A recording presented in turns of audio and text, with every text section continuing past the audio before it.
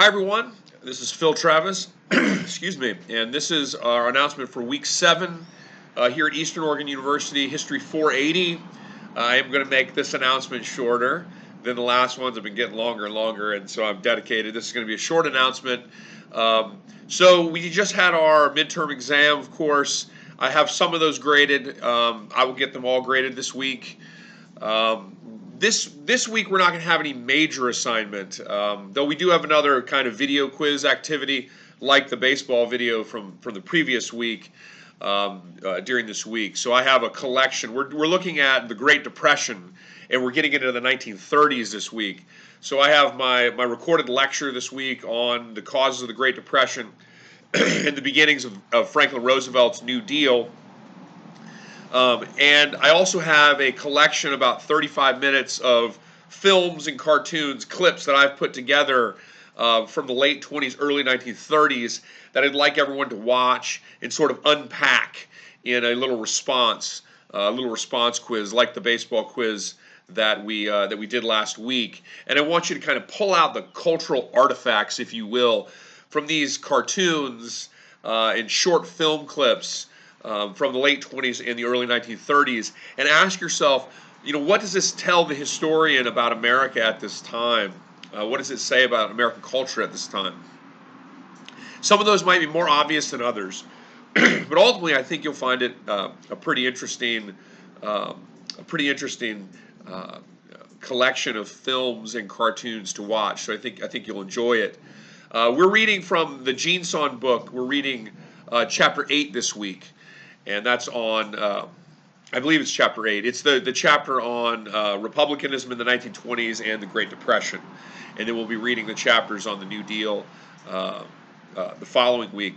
I also want everyone to start reading John Dower, War Without Mercy. That's the World War II book. And of course, we haven't gotten to World War II yet, but I will be having you submit your second book review at the end of week 9. So you should start reading this now so you can kind of get through it and get yourself prepared to write that second book review. This week we have our discussion forum as always. I'm asking you this week to make 2 posts and 1 reply. Just a little clarification on that. It's a little bit different than the usual 1 post, 2 replies. This week I want 2 posts, 1 reply, but otherwise the same. So it's a lighter week. I'll get those midterms graded soon. Watch the little film, do the little quiz response, and I'll see you in the discussion forum. Again, we're reading from Jeanson, the chapter on republicanism and the Great Depression this week, and you should also start reading the John Dower War Without Mercy book. And don't forget to watch my lecture this week on the causes of the Great Depression and the emergence of the New Deal.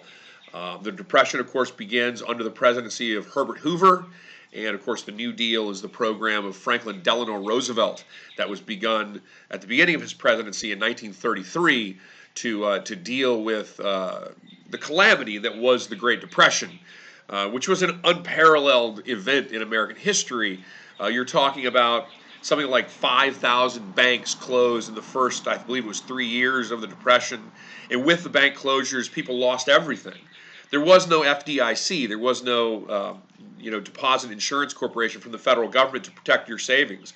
So if a bank was playing the market and they lost everything on the market, then the bank closed, and with it went all of your savings, regardless of what you were doing yourself with your own money. And that's why the FDIC was created. It's also the period in which the Securities and Exchange Commission was created.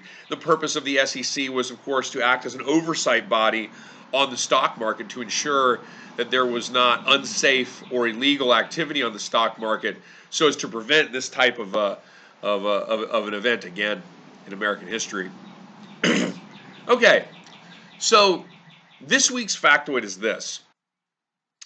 During the presidency of Herbert Hoover, the Hoover administration was like the Republican presidents before him in the 1920s, Calvin Coolidge before him, Warren G. Harding before him, and that is they believed in a more laissez-faire, a less regulated capitalist system.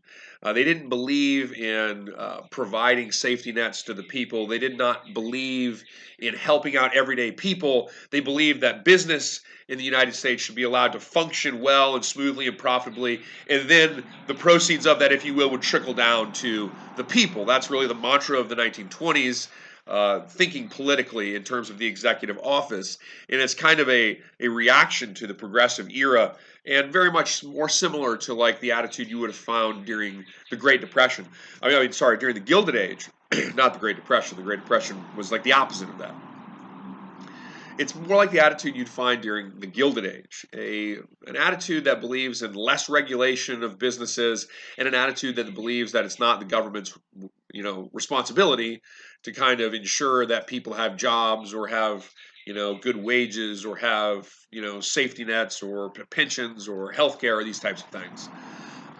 So because of that, Herbert Hoover, his administration did not really do a whole lot with respects to helping out everyday people in the Great Depression. Herbert Hoover relied on something that might be called voluntarism. They cut the taxes of big corporations, and the hope was that those corporations would voluntarily hire more people and help the economy and help people with jobs.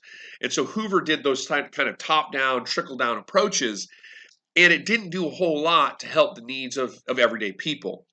And as a result of that, and some of this might be unfair historically, but as a result of that at the time, the Hoover administration was greatly blamed for the hardships of the Great Depression because they didn't see the Hoover administration doing a lot to provide people with their needs, whether it's jobs, whether it's an old age pension, whether it's regulating the markets and the banks. The Hoover administration wasn't doing a whole lot to impact the lives of everyday people. And as a result of that, the American people, the out of work American people, characterized Hoover in a number of sort of derogatory ways. And this is the factoid for this week. So the out of work, unemployed, and homeless that were waiting for jobs, they would form these makeshift communities of boards and makeshift communities outside of work sites in all kinds of cities all over the country.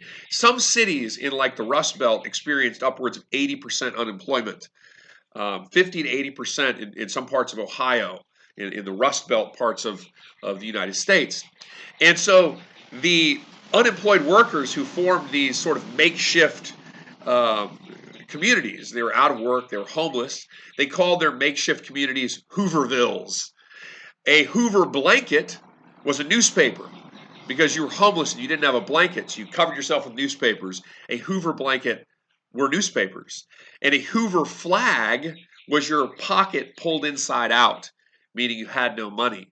So the people, because the Hoover administration didn't do a whole lot to help out everyday people in terms of work, in terms of wages, in terms of their standard of living, people very much sort of labeled Hoover with the sort of negative symbolism of the Depression by naming the makeshift communities of the unemployed Hoovervilles, by naming their empty broke pockets Hoover flags, a pocket pulled inside out, and naming the blankets that were covering the huge population of now unemployed and homeless in the United States, the newspaper, a Hoover blanket.